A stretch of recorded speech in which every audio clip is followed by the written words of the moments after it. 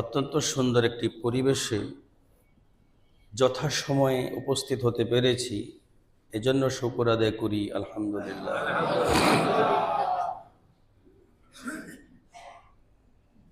তেলাওয়াত করলাম সূরা নূরের 19 নং আয়াত। ম্যাক্সিমাম মামলা বুঝেন, ম্যাক্সিমাম মামলা যেই সূরাতে নাজিল হয়েছে সেই সূরার নামই সূরা নূর। নূর অর্থ কি? আলো। দেখবেন জেলখানার বাহিরে লেখা আছে, রাখিব নিরাপদ, দেখাবো আলোর পথ। নিরাপদেও রাখবো, আলোর পথ দেখাইব। কেউ দেখছি কি না আমি কোনো সময় কারাগারে এখনো যাই নাই, বাকি যা শুনছি আলোর পথের আলো তো নাই, অন্ধকার যে কি অন্ধকার হেডেও আল্লাহ ভালো জানে। কথা কন না কেন? গেছেন নি কেউ জেলে? কি দেখছেন আপনারা? আলো দেখছেন? নিরাপদ আসেনি জেলে। অথচ দেখেন এই শব্দটা কিন্তু কোরআন থেকে নেওয়া। সূরাতুন নূর, সূরা মানে কি? বর্ডার মানে যার বাহিরে মানুষ যেতে পারে না, সীমাবদ্ধ করে রাখা হয়, সীমানার ভিতরে থাকতে হয়, এটি তো জেল। এখন সূরাতুন নূর মানে আলোর বর্ডার। তো এই আলোর বর্ডারের ভিতরে সব মামলা মামলা মামলা মামলা। এই একটা মামলা যেমন পড়লাম, ইন্নাল্লাযীনা ইউহিব্বুনা আন তাশিআল ফাহিশাতু ফিল্লাযীনা আমানু লাহুম আযাবুন আলীমুন ফিদ দুনিয়া ওয়াল আখিরাহ ওয়াল্লাহু ইয়া'লামু ওয়া আনতুম লা তা'লামুন। মামলা কার বিরুদ্ধে? কার মামলা? জাগো বিরুদ্ধে মামলা। এখন হেরা উপদেষ্টা। আমি ওয়াজ করতে গেলেও আরে সরকারেরই তো চিন্তা করি নেই, আপনাকে চিন্তা করার সুযোগ আছে আমার হাতে। মামলা কার বিরুদ্ধে? উপদেষ্টার বিরুদ্ধে মামলা। কথা কন না কেন? উপদেষ্টা তুমি হইলা হোমোসেক্সের উপদেষ্টা। যে লোক হোমোসেক্সের উপদেষ্টা, গে সেক্সের উপদেষ্টা, ফ্রি সেক্সের উপদেষ্টা, সে কেমনে বাংলাদেশ সরকারের উপদেষ্টা হয়?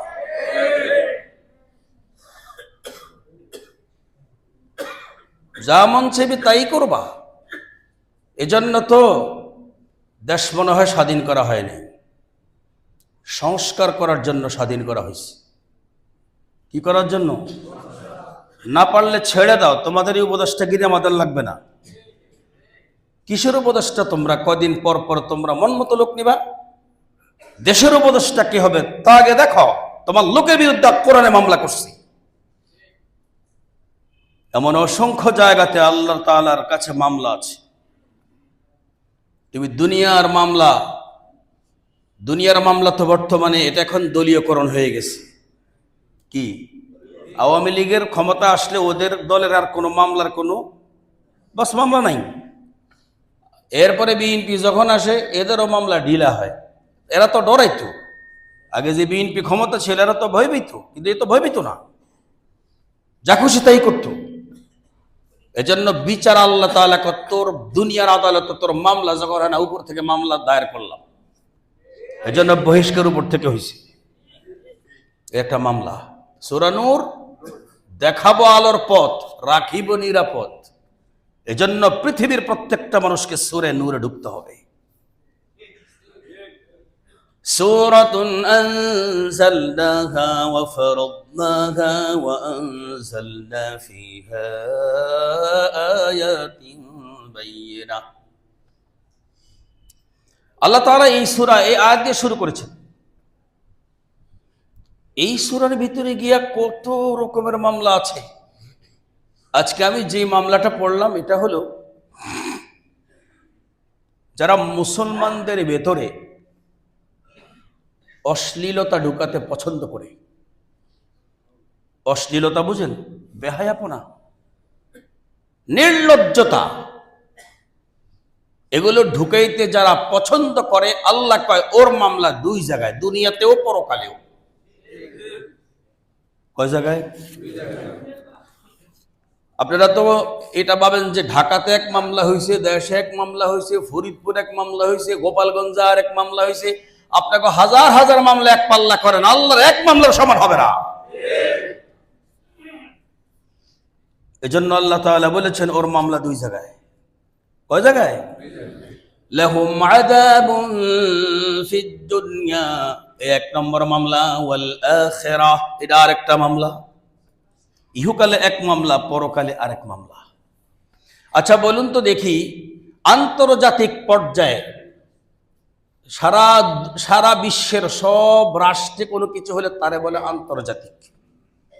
আর এর মামলা শুধু সারা বিশ্বে নয়, সারা দুনিয়া পুরাটা শেষ করে আবার পরকালে জাহান্নামে তার মামলা।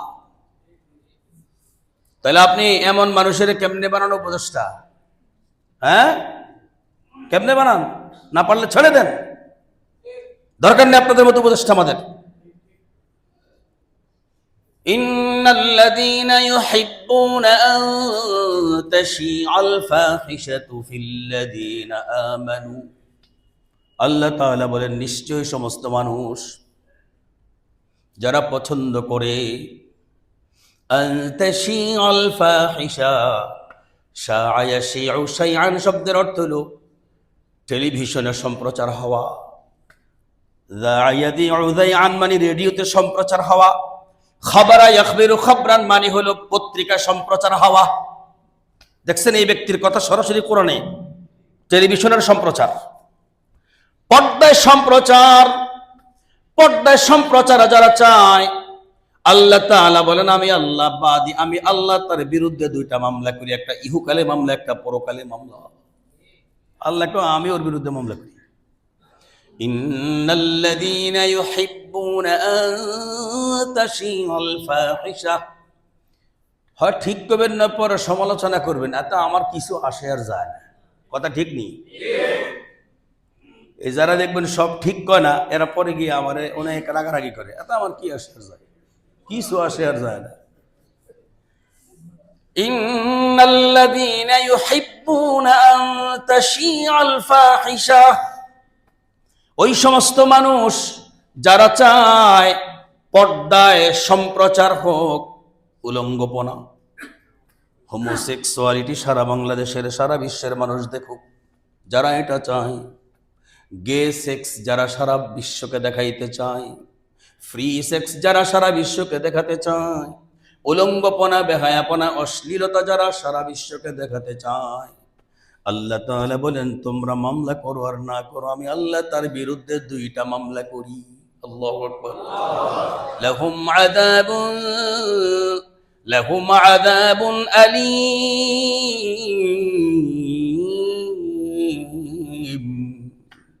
আল্লাহ কয় সাজাটা কেমন হইব জানোই?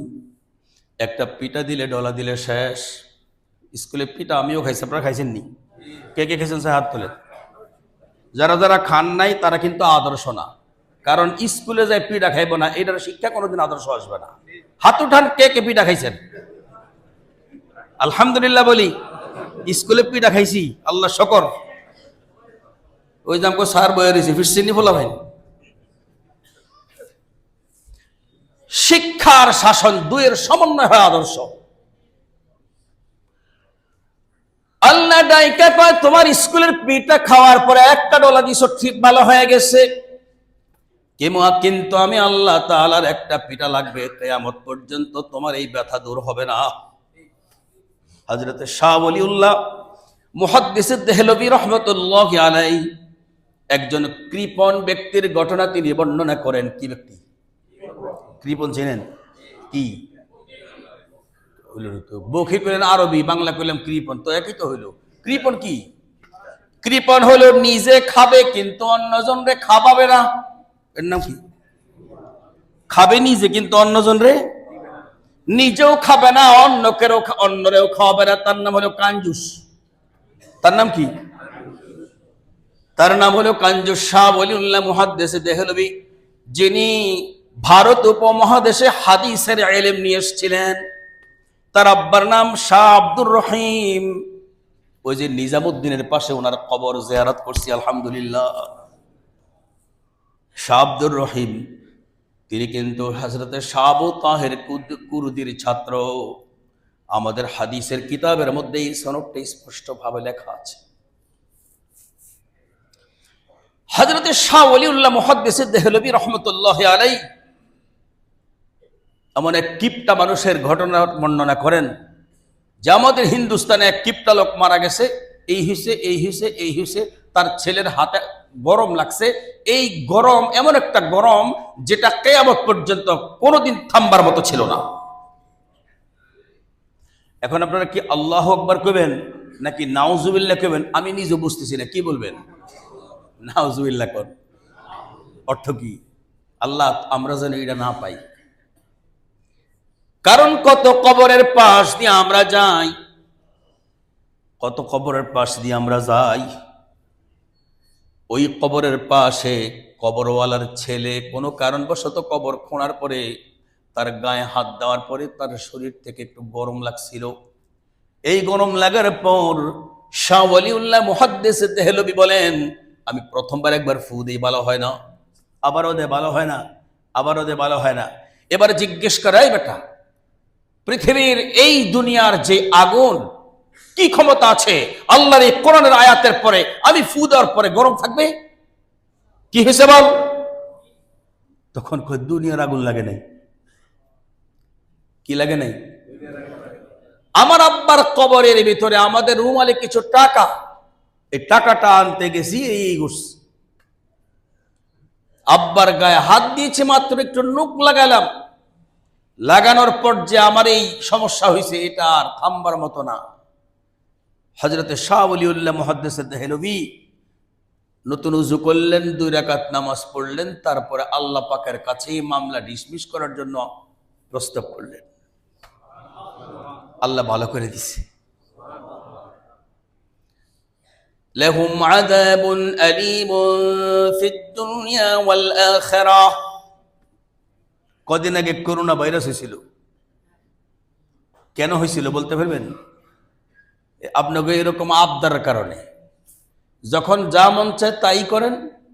যে লোকে উপদেষ্টা হলো অশ্লীলতার, তারে বানাবেন দেশের উপদেষ্টা, বাস কোনো আলোচনা নাই, প্রতিবাদ নাই, খামখেয়ালি যা খুশি তাই করবেন। আল্লাহ পাক একটা করে নামাই দিবে, তখন কইবেন তাড়াতাড়ি মুখোশ পরায়া দে, গরু করে জায়গা। কথা বলেন না কেন? এগুলো আসে কোত্থেকে? মূলত আমাদের এই বেহায়াপনা থেকে। পয়গম্বর মুহাম্মদুর রাসূলুল্লাহ সাল্লাল্লাহু আলাইহি ওয়াসাল্লাম বলেন, আমার উম্মতের মাঝে যখন বেহায়াপনা ঢুকে যাবে, বেহায়াপনা যখন আমার উম্মতের মাঝে কোনো দোষ থাকবে না, তখন আল্লাহ তাআলা তাদের ভেতরে বিচার ভেদে আল্লাহ তাআলা সাজা পাঠাবেন। ব্যক্তিগত জীবনে কেউ যদি বেহায়া সাজে, আল্লাহ তাআলা তারে সাজা দিবেন ব্যক্তিগতভাবে। এজন্য আপনারা দেখবেন, কেউ যদি এমনটি করে, বেহায়াপনাগিরি করে, আল্লাহ তাআলা তারে যে রোগটা দেয় তার নাম হলো এইডস। জানি কেউ যদি পারিবারিকভাবে প্রতিষ্ঠা করতে যায়, তখন ছেলের এইডসের সংবাদ বাবা জানে, বাবার এইডসের সংবাদ ছেলে জানে। প্রত্যেকের কাছে প্রত্যেকেই দুর্বল। কথা বলেন ঠিক না ঠিক?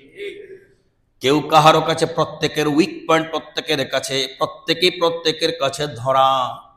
আল্লাহ তাআলা করেন কি, পারিবারিকভাবে তাদের ভিতরে অশান্তি সৃষ্টি করে দেন। কেউ যদি সামাজিকভাবে নির্লজ্জতা প্রচার করতে চায়, আল্লাহ তাআলা ওই সমাজের অশান্তি দিয়ে দেন, শান্তিটা উঠায় নেন। অশান্তি দিয়ে দেন, শান্তি উঠায় নেন। সমাধানের কোনো পথ নাই।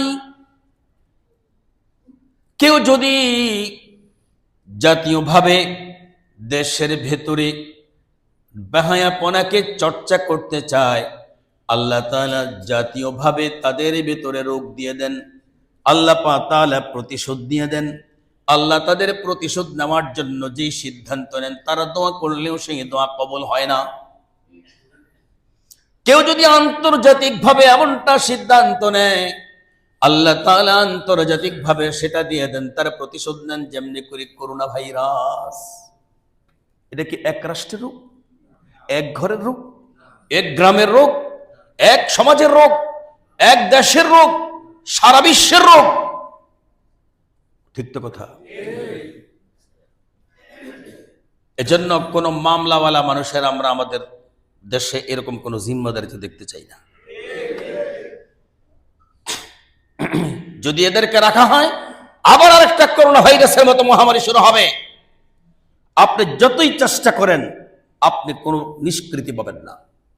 এজন্য আমি আমাকে বাঁচাবো, আপনারা আপনাকে বাঁচাবেন, আমি আমার পরিবার বাঁচাবো, আপনি আপনার পরিবার বাঁচাবেন, আমি আমার সমাজ বাঁচাবো, আপনি আপনার সমাজ বাঁচাবেন। দেশ বাঁচানোর জিম্মাদারি যাদের কাছে, তাদের কাছে আমরা মসজিদ থেকে প্রতিবাদ জানাবো।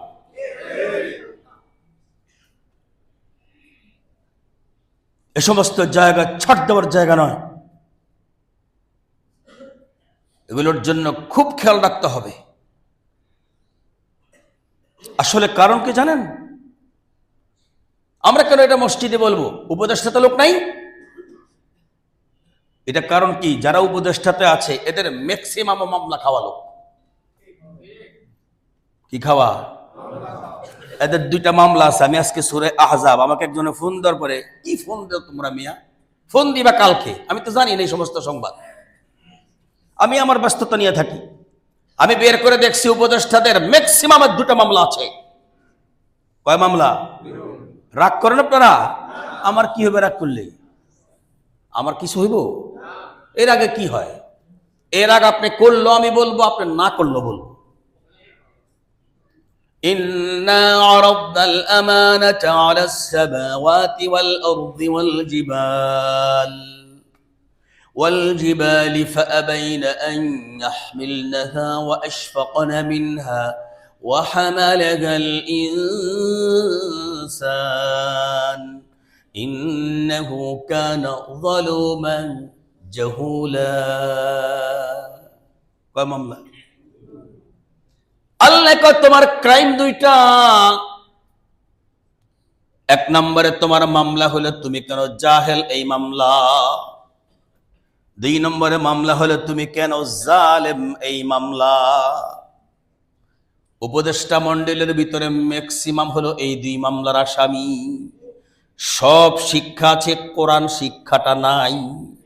এই হলো জাহেল হওয়ার মামলা। কোরআনের যে পাওনা আছে, এক নম্বর পাওনা কি? কোরআনের এক নম্বর পাওনা মুহাব্বত, কোরআনের দুই নম্বর পাওনা আজমত, কোরআনের তিন নম্বর পাওনা হুকুকে কোরআন, কোরআনের চার নম্বর পাওনা তিলাওয়াতুল কোরআন। এই চারটা পাওনা যারা দেবে না তারা কোরআনের জালেম।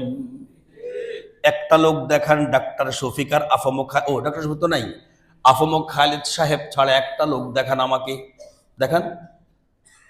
কোরআন জানি, আবার কোরআনের হক আদায় করি, জাহেল না জালেম না, আমাকে দেখান।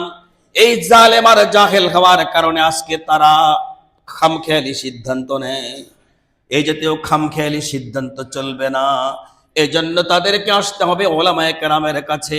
ওলামায়ে কেরাম যেমনি করে সিদ্ধান্ত দেয়, সেই সিদ্ধান্ত মোতাবেক দেশ চালাতে হবে। নতুবা আবার যুদ্ধ হবে, আবার যুদ্ধ হবে। যুদ্ধ আমরা করতে শিখছি এখন। মনে করতাম ৭১ সনে যুদ্ধ শেষ, আর বুঝি হবে না। এখন দেখছি না, নবায়ন চলতেছে সেই মুক্তিযোদ্ধার। যুদ্ধ বারবার হবে, যতবার গন্ডগোল হবে ততবার যুদ্ধ হবে। ঠেকাবে কে? কোনো ঠেকানি চলবে না। আমার দেশকে রক্ষা করার জন্য যত কিছু করার দরকার সবকিছু হবে ইনশাআল্লাহ। যখন যা মন চায় তাই করবা। ব্যাপারটা কি? আল্লামা আহমদ শফি রহমতুল্লাহ আলাইহি মুসাল্লাম ফি আল্লাহওয়ালা। আমি আপনাদেরকে বহুদিন বলেছি ওলামায়ে কেরামকে মহব্বত করা শিখতে হবে। ওলামায়ে কেরামকে মহব্বত করা শিখতে হবে। ওলামায়ে কেরাম আবার দুই প্রকার। এক প্রকার হলো যারা ফাজাইলে এলেমের আলেম, এই আলেম দ্বারা মাসাইলে এলেমের সমাধান হবে না। আরেকটা হলো মাসাইলে এলেমের আলেম, ওলামায়ে কেরাম ছাড়া এগুলো আমার এই ভাষাগুলো মানুষ বুঝবে না। ফাজাইলে এলেমের আলেম বুঝেন, এটা করো এই লাভ হবে, এইটা করো এই লাভ হবে। আর মাসাইলে ইলম মানে হুজুর 10 তালাক দিয়ে লাইছি, এখন কয় তালাক আর বাকি আছে আমার, যেই সমাধান করতে পারবে সেই হলো মাসাইলে আলেম, মাসাইলে ইলমের আলেম। কথা কোন? সমাধান করবে কে? ফাজাইলে ইলমের আলেম না মাসাইলে ইলমের আলেম? কোন সমস্যা দেখা দিলে ফাজাইলে ইলমের আলেমের সমাধান করলে হবে না। এজন্য তো দিল্লিওয়ালা করে আমরা কই তোমাকে আমাকে ইস্তেমার ময়দানে জায়গা নাই, কারণ তোমরা হলো ফাজাইলে ইলমের আলেম। ফতোয়া যখন দিছো তোমার নিজের নামলাই অনেকগুলো মামলা দায়ের হয়ে গেছে। গত জুমায় আমি একটা মামলা আলোচনা করছি। সমাধানের জন্য এই দেশে আলেমের অভাব নাই। এদেশের মাসাইলে আলেমরা, তুমি এক ফাজাইলে আলেমের গোমরা ফতোয়া দিছে, তুমি গোমরাই যতক্ষণ পর্যন্ত তুমি তওবা না করবা। সে যেমন তে হোক, কোরআনের সাথে কোনো ফাজলামি চলবে না। যারা কোরআনের জাহেল হবে, কোরআনের জালিম হবে, এই জাহেল আর জালিমকে কখনো ছাড় দেওয়া যাবে না, তাদের কথা মতো চলবে না। এই দেশের সব মানুষ আলেম হবে না, এই দেশের সব মানুষ আলেম হবে না, কিন্তু কোরআনের অধিকার সবাই দিতে হবে। কোরআনের 1 নম্বর অধিকার, কোরআন সবচেয়ে বড়। কথা ঠিক? তার কারণ কি? আল কোরআন কালামুল্লাহি তাআলা গায়রু মাখলুক। এই কোরআন আল্লাহ তাআলার কালাম, যেটা সেটা সৃষ্টি নয়। কিন্তু লফজি বিল কোরআনি হাদিসুন, যে কোরআন আমরা তেলাওয়াত করি এটা কাগজের লেখা, যদিও আল্লাহর কালাম কোরআন, এটা কিন্তু অনাদি। ঠিক কিনা বলেন? এই জন্য আল্লাহ তাআলার কোরআন এটা সবচেয়ে বড়, দুনিয়ার এটার সমতুল্য আর কোনো কিছু নাই। এতে আমরা সবাই একমত কিনা হাত তুলে দেখাই। আল্লাহর কোরআন সবচেয়ে বড়। আল মুনাজ্জালু আলার রাসূল আল মাকতুবু ফিল মাসাহিফ আল মানকুলু আনহু নাকলান মুতাওয়াতিরান বিলা শুবহাতিন। এই কোরআন এসেছে প্রিয় নবীজির উপর। কার উপর?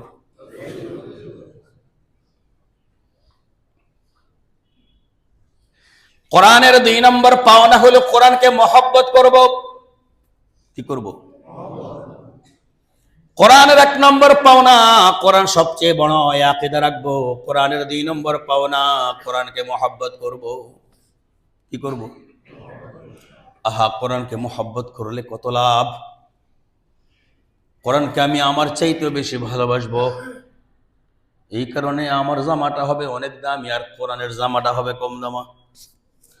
সারা ঘর খোঁজ করলে দেখবেন কোরআনের জামা 10 বছর আগে ধুইছে, আর নিজের জামাটা সপ্তাহে 2-3 বার দৌত করি। এটার নাম মহব্বত? কি করতে হবে? কোরআনে কারিমকে সুন্দর জামা পরাবেন, আর এই কোরআনে কারিমকে আদর করবেন, যত্ন করবেন, চুমু খাবেন। এই কোরআনের চুমু খাইলে এই কোরআনে আপনাকে ছাড়া, আপনাকে বিপদে রাইখা সে বিদায় নিবে না। এই কোরআনকে আপনি মহব্বত করলে, ভালোবাসলে, এই কোরআনকে চুমু খাইলে, কোরআনের দিকে তাকায়া থাকলে, এই কোরআনে আপনার এই চোখে আল্লাহ তাআলাকে আপনি দেখতে পাবেন। কেউ যদি কোরআনের দিকে তাকায়া থাকে আর যদি কিছু না করে, জান্নাতে গেলে পরে জান্নাতে যাওয়ার জন্য যে চোখের দরকার, আল্লাহরে দেখার জন্য যে চোখের দরকার, কোরআনের দিকে তাকানোর কারণে সেই যোগ্য চোখ আল্লাহ তাআলা বানাইয়া দিবেন। এজন্য পুরা 30 পারা কোরআন যদিও পড়তে জানি না, মাঝখান দিয়া খুলে খুলে চেয়ে থাকবো। ওই যে এক বুজুর্গ, তিনি কোনো পড়াশোনা জানতেন না, নামাজ পড়ার জন্য সূরা পর্যন্ত জানতেন না, কিন্তু তার ঘরে একটা কোরআন শরীফ ছিল। প্রত্যেক দিন শোয়ার আগে এই কোরআনে কারিমটার দিকে তাকায়া তাকায়া কাঁদত। মরার পরে জানাজা দেওয়ার লোক নাই। আমার প্রথম শায়েখ, যার মশওয়ারে আমি প্রথম ইন্ডিয়াতে যাওয়ার পরে যার মশওয়ারে চলতাম, আমল করতাম, সৈয়দ আরশাদ মাদানী রহমতুল্লাহি আলাইহি, হযরত হোসেন আহমদ মাদানী রহমতুল্লাহি আলাইহির ছেলে, বড় ছেলে। আমাদের সিলেটে যার জন্ম, আলহামদুলিল্লাহ, এই বাংলাদেশের সিলেটে তার জন্ম। তিনি বলেন, হিন্দুস্তানের এমন একটা অঞ্চল, যে অঞ্চলে শিক্ষিত মানুষ নেই, আলেম নাই। এক লোক মারা যাওয়ার পরে তারা জানাজা দিবে, জানাজা পড়ানোর লোক নাই।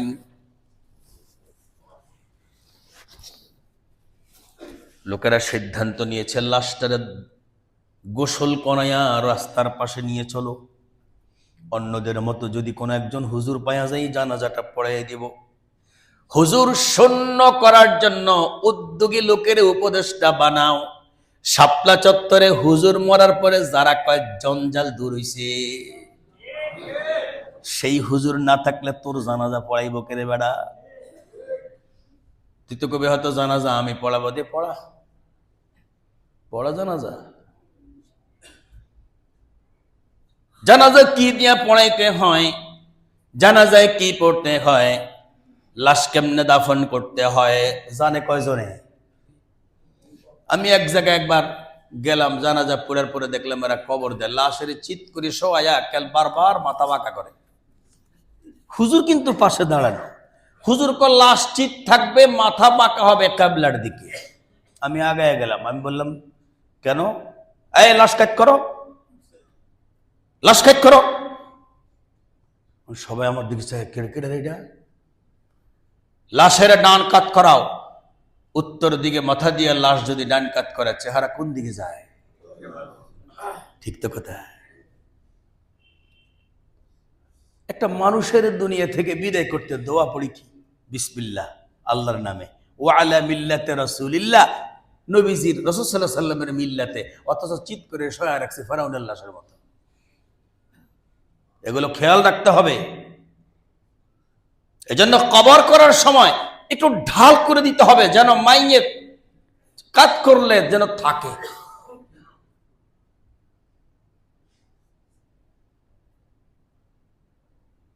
কি আমাদের দেশে আজকে দিন দিন মানুষ অনেক জানি এই স্লোগানটা আছে, একটা কাজ করতে দিলে সে কাজটা করতে পারে না। বলেন না কথাটা ঠিক কিনা? জানি স্লোগানের অভাব নাই, কাজ করতে দেন। কই রে, তো আমি আলেম না, কখনো তো করি নাই, একজন হুজুর আইন না, তারপরে একটু রাস্তার পাশে নিয়ে লাশটা নিয়ে দাঁড়াও, দেখো না কোন হুজুর নিয়ে পাওয়া যায়। তবে কোন হুজুর পাওয়া যায় না, একজন দিনদার লোক পাওয়া গেছে। অনেকে এমন আছে হুজুর না, কিন্তু কোরআনের 4টা অধিকার দেয়। কোরআনের 1 নম্বর অধিকার কি? আর না, 1 নম্বর হলো সবচেয়ে বড় আমার কোরআন। 2 নম্বরে হলো মহব্বত। 1 নম্বরটার আরবি নাম হলো আজমত, 2 নম্বরটার নাম হলো মহব্বত। আজমত মানে কোরআন সবচেয়ে বড় মানা, আর মহব্বত মানে আমার নিজের চাইতেও বেশি ভালোবাসা। আচ্ছা বলুন তো দেখি, পৃথিবীতে মানুষ সবচেয়ে কাকে বেশি ভালোবাসে? নিজকে। মাশাআল্লাহ। যারা কয় আমি আমার থেকে তোমারে বেশি ভালোবাসি, এটা একটা নাট্যকার। এরকম নাট্যকাররা আওয়ামী লীগের কাছেও কাঁদতে জানে, বিএনপির কাছেও কাঁদতে জানে। বিশ্বাস করবেন না এদেরকে। এজন্য নাটকের লোক দিয়া কখনো কোনো কিছু করা যাবে না। একজন খেলোয়াড় দিয়া দেশের খেলা দেখাইয়া পালাইছে, আর তোমরা এখন নাট্যকার না কোন দিক পালাইবা? পালানোর জায়গা তোমগো নাই, নাট্যকার আনতে পারিবা না। এত মানুষের মাথার মুকুট বানাইবা তোমাকে যখন যেমন চায়, তা চলবে না।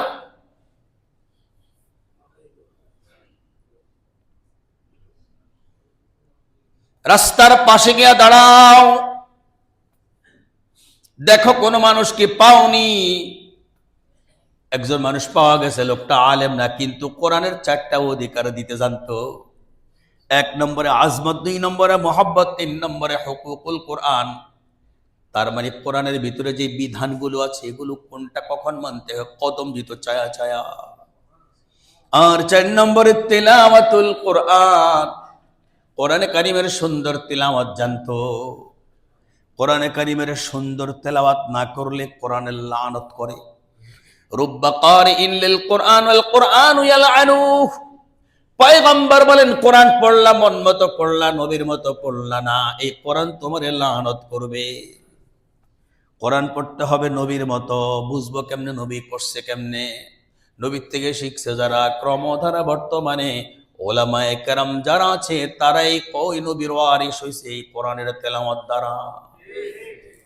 আর আপনারা বুঝবেন, তেলাওয়াত শুনলেই বুঝবেন নবীজির মতো কিছু হলেও নকল হয় কিনা।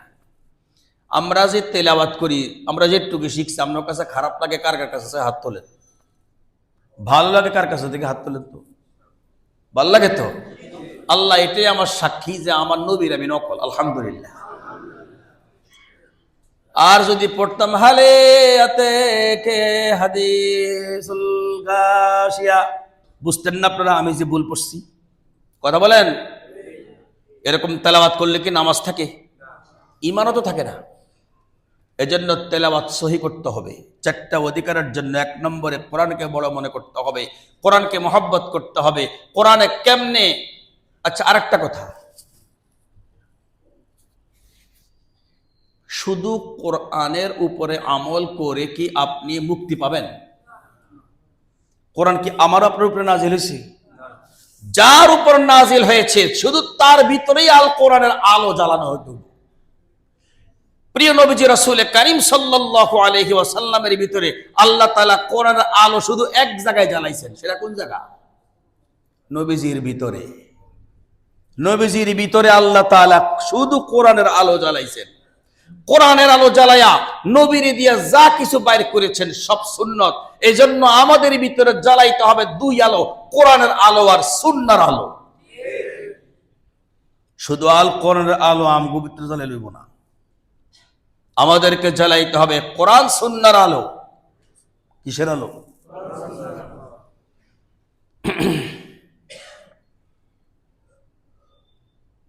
তো যাই হোক, বেচারায়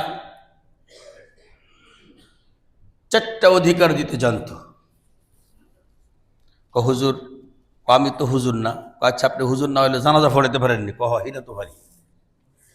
তাহলে আমাকে এই বেচারের একটু জানাজাটা পড়ায় দেয়। তো জানাজা পড়াইছি।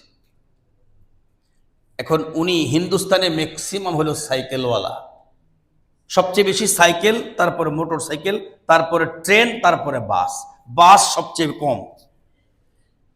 যদি শহর হয় তাহলে সব গাড়ি আছে, কিন্তু গ্রামগঞ্জগুলোতে যে কোনো গাড়ি আপনি পাবেন না। কিন্তু ট্রেন ভালো পাবেন, মোটর সাইকেলের অভাব নেই, সাইকেল বাইসাইকেলের অভাব নেই। তো লোকটা সাইকেলটা পাশে রেখা জানাজা পড়ে তো আমরা চলে যাই। সময় যদি থাকে তাহলে কবর দেওয়া, এটা হলো পুণ্য পাওনা। মাইয়েতে ওই ব্যক্তির কাছে কবর দেওয়াটাও পায় যায়, এর জানাজাটা দিছি। এজন্য আমরা ইচ্ছে করে এটা ছাড়বো না, চেষ্টা করব যদি জানাজা পড়ি তাহলে কবরটাও দাফনের কাজেও আমরা শরীক হব। রাসূল বলেন তার জন্য কিরাতাইন, 2 কিরাত সব টাকা দেওয়া হবে। যদি আপনাকে 2 উহুদ পাহাড়ের সমপরিমাণ সব দেওয়া হয়, আপনি কি খুশি হবেন না? তুই বেচারায় দাফনের কাজ করতে গেছে বুক পকেটে, এরকম বুক পকেটে। হিন্দুস্তানে সব আলেমদের বুক পকেট আছে। এটা এমন নয় যে হ্যাগোটাই সুন্নত আমগোটা সুন্নত না, আমি এই জন্য বলি নাই। এক এক দেশের জামা এক এক রকম। দেখেন না পাকিস্তানের সব কাবলি স্যুট, সৌদি আরবের সব জুব্বা, হিন্দুস্তানে লুঙ্গি আর পাঞ্জাবি। আর আমাগো দেশে এমন একটা দেশ, এক ব্যক্তিরই এক রকমের পোশাক নাই। আমার নিজেরই কত ঢঙ্গের যে পোশাক, এই একটা কেন্দা কাটা, এটা বেশি কাটা, আর একটা কাটাই নাই। এই দেশে কোনো পোশাকের কোনো একক নিয়ম নেই। তো এই বেচারা যখন দাফন করতে একটু উপর হয়েছে, হওয়ার পরে পকেট থেকে তার ওই যে আইডি কার্ডটা পড়ে গেছে কবরের ভিতরে। পড়ে যাওয়ার পরে উনি যখন গেছে ঢোকার জন্য, তো এই গার্মেন্টস থেকে বলছে কয় আইডি কার্ড, তো আইডি কার্ড তো নাই, কোথায় রাখছে? পরে খেয়াল এসে ফোরে, আমি যে ওখানে বেটাটা দাফন করতে গেছি সম্ভবত এটা কবরের ভিতরে পড়ে গেছে। এটাই আমার বেশি প্রবল ধারণা। তো কবর খোঁড়ার জন্য উনি অনুমতি চাইছে। ঠিক আছে, আমরা তো আর বুঝি না, আপনার যদি সাহসে কইলে খোলেন, আমরা তো গেলি বুঝি না। তো উনি কবর খুলতে গেছে, দেখতেছে ফুলের গ্রান আসে, ফুলের গ্রান, ফুলের গ্রান, ফুলের গ্রান। এরপরে যখন ওই যে বাঁশ পর্যন্ত গেছে, বাঁশের উপরে তো কবর যে কি বলে বরক, বরক, কলার বরক না, কলার বরক দিয়ে দেওয়া হয়। উনি দেখতেছে যে কলার বরকের উপরে শুধু সুগ্রানলা ফুল।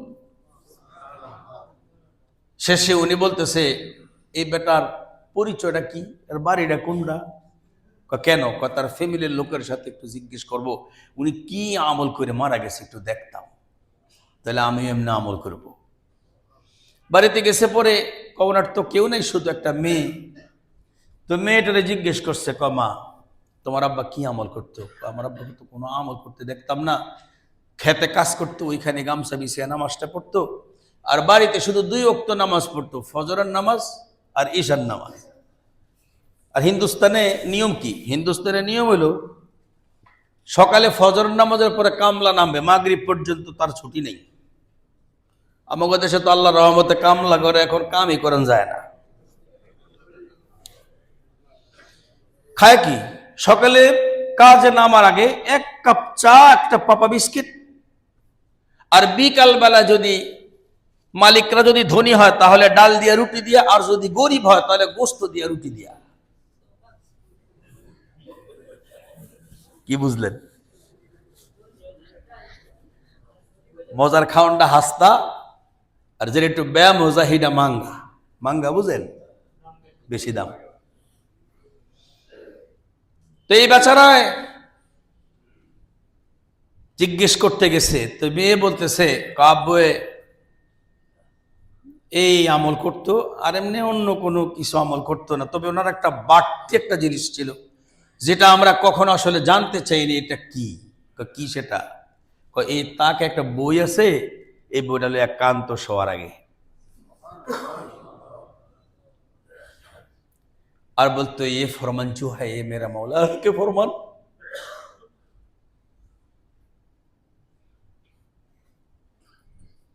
তো কয় ঠিক আছে, তাহলে বইটা দাও।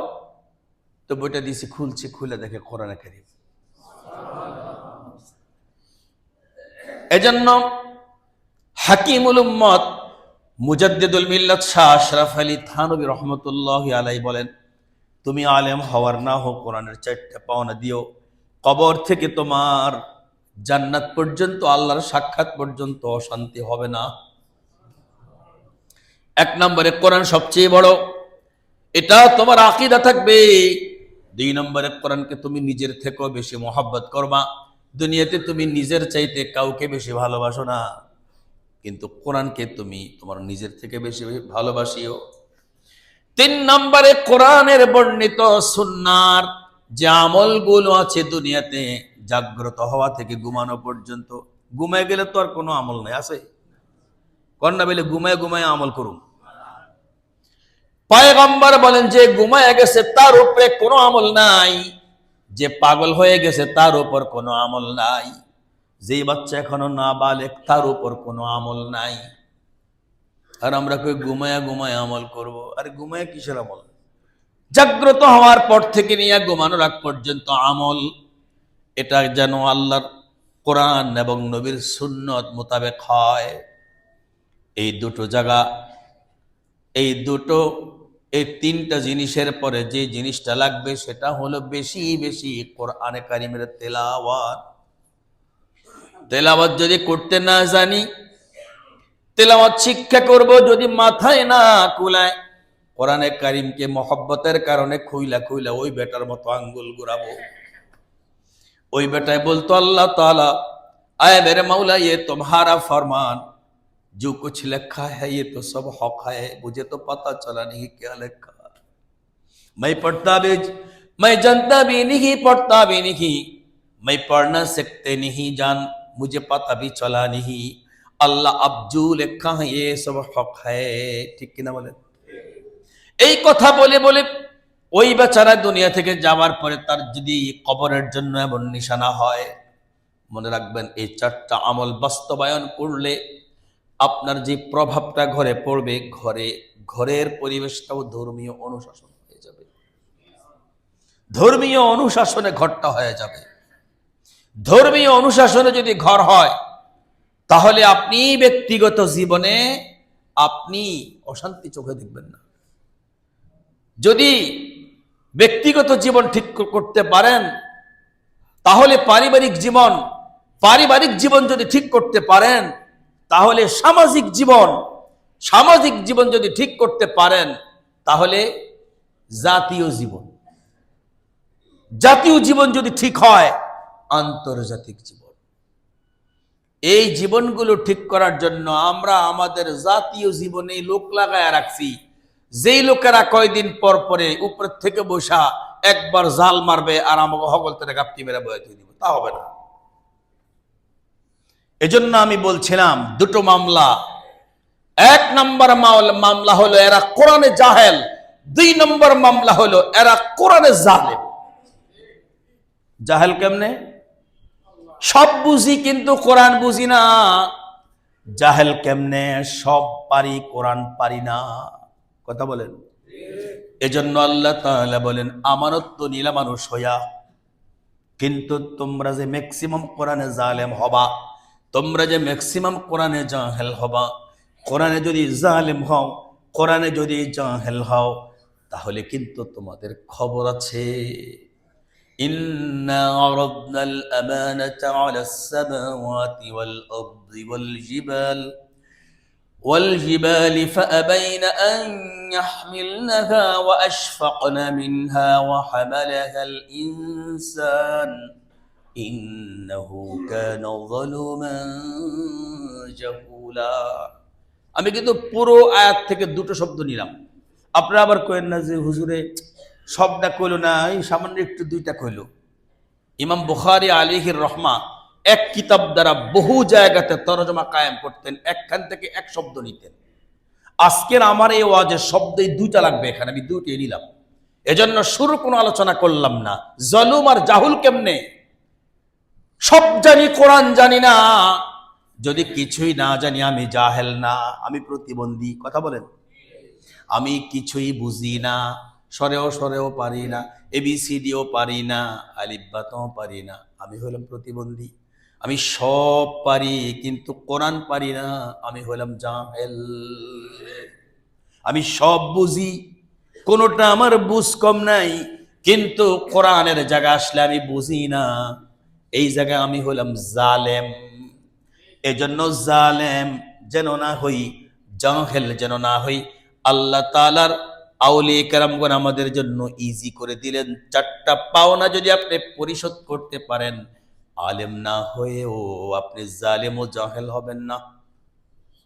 কি নিবেন তো চারটে ইনশাআল্লাহ? এক নম্বরে কি?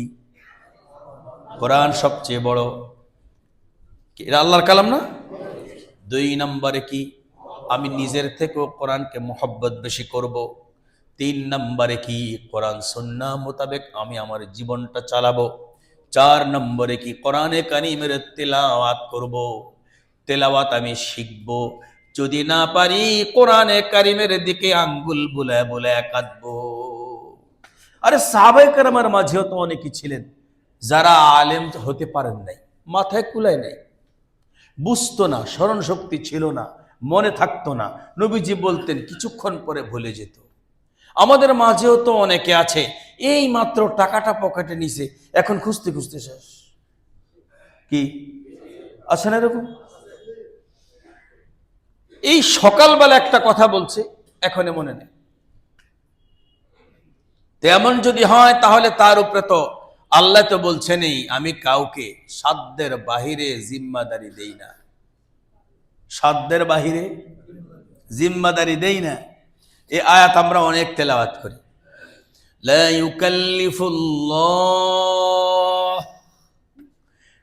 ইউকাল্লিফুল্লাহু নাফসান ইল্লা উসআহা লাহা মা কাসাবাত ওয়া আলাইহা মাকতাসাবাত। আল্লাহ তাআলা বলেন আমি সাধ্যের বাহিরে কাউকে জিম্মাদারি দেই না, যার যতটুকুন সাধ্য তারে অতটুকুনে জিম্মাদারি দেই। এই কারণে পুরা অঞ্চলে যদি একজন মাত্র আলেম থাকে তাহলে প্রত্যেকের পক্ষ থেকে আলেম হওয়ার ফরজ আদায় হবে। শর্ত হলো এই চারটা জিনিস লাগবে। কি? আমাদের এই পুরা বনশ্রীতে মনে করেন একজন আলেম মাত্র আছে, আর সব ডাক্তার, ইঞ্জিনিয়ার, মন্ত্রী, মিনিস্টার সব। এই সবার পক্ষ থেকে একজন আলেম দ্বারাই ফরজ আদায় হবে। এটাকে বলা হয় ফরজে কিফায়া। তার মানে চারটা জিনিস ফরজে আইন। চারটা জিনিস হলো ফরজে আইন। আর আলেম হওয়া এটা হলো ফরজে কেফায়া। ফ্যামিলিতে সব আলেম হইতে হবে জরুরি না, একজন আলেম হইলেই ফরজে কেফায়া। কিন্তু সকলকে এই চারটা বিদ্যালয়, এই চারটা মূল নিতে লাগবে। কয়টা? এই চারটা যার থাকবে ওর পক্ষেই কিন্তু সম্ভব হবে আলেমের পক্ষ করা। যার ভিতরে এই চারটা থাকবে না, শাপলা চত্বরের পরে ও কইব যে দেশ এখন জঞ্জাল মুক্ত হইছে। কি লেগা? ও যে ভিতরে মাল নাই। কি নাই? আরে ভিতরে তো মাল নাই। ভিতরে মাল না থাকলে যে কথা মুখ দিয়ে বাইরে বসে, সেটা তো পারিস। এজন্য সব ইসলাম বিদ্বেষী, আলেম বিদ্বেষী, কোরআন বিদ্বেষী, মাদ্রাসা বিদ্বেষী এরা গিয়া আমাকে কোনো জায়গাতে মাতবরি করবে, মাতবার করে কানটার ধরে নামায় দেওয়া হবে। আখিরু দাওয়ানা আলহামদুলিল্লাহি রাব্বিল আলামিন।